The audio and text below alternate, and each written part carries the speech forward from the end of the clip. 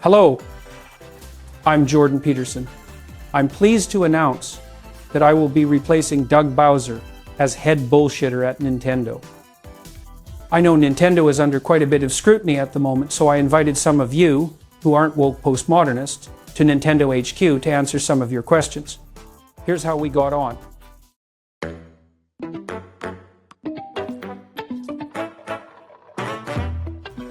So, the first question on all our minds really. Why are your games so expensive now? How are you justifying these prices?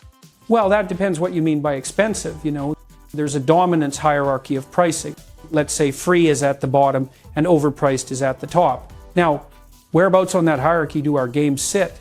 Well, that depends what you mean by game, because it's not that bloody simple. Well, I mean, $40 each for the most basic remasters of Galaxy 1 and 2?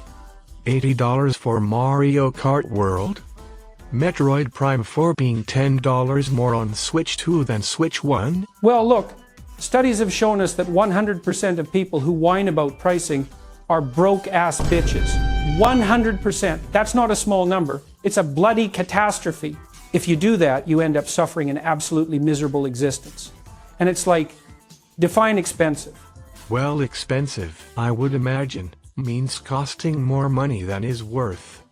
Now, you charged $80 for Mario Kart World, right? That's an excellent question. It's a question that we have to take seriously.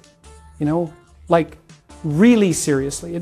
You did though. You can literally go look at... Reminds me of Moses in Exodus when he encounters the burning bush, right? Wait, what? It's like, God says to him, and remember, God is the perfect being, right? He's God! And he says to Moses that, and so the metaphysical substrate of our ethos is crucial. That's what Friedrich Nietzsche meant when he... And so that's chaos and order. It's like, what does he even mean when he says it's a me? It's a you? One possible you? Or does he mean that this... Oops, sorry. Time's up. Who's next?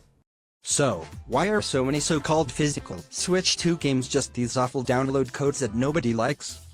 What's even the point of a physical game at that point? You don't get to just assume that a video game has meaning grounded in a metaphysical plane like that. It's like, where's your evidence? You know, what do you even mean by physical game? The acts you carry out and the worlds you inhabit aren't physical, right? Well, what if they are? Or not? Now, people always say to me, well, a physical game is a game that's physically on the cartridge. Ha! Like, it's that simple. Yeah, right. Listen, we embody a physical world within a dominance hierarchy, and it's really quite something, you know? But you're really quite nothing. Yeah, I'm done with him. Well, I'm just wondering where you get off patenting game mechanics. Is that not obviously very damaging to the industry?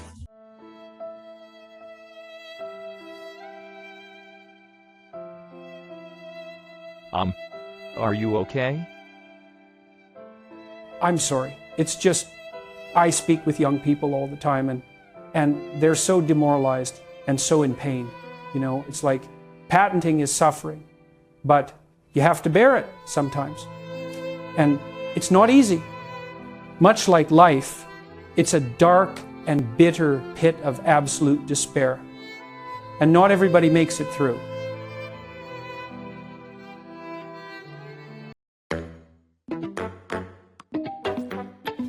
Well, thanks for watching. I hope you had fun, learned a lot, and had your questions answered. And remember, be sure to pay up for a plastic shell of our fucking worst ever system so you can relive the utter misery of playing the Virtual Boy. Except now it also requires our online subscription service. Isn't this what you always wanted? Well, depends what you mean by wanted, I guess. From Nintendo, thank you for the money, and fuck you.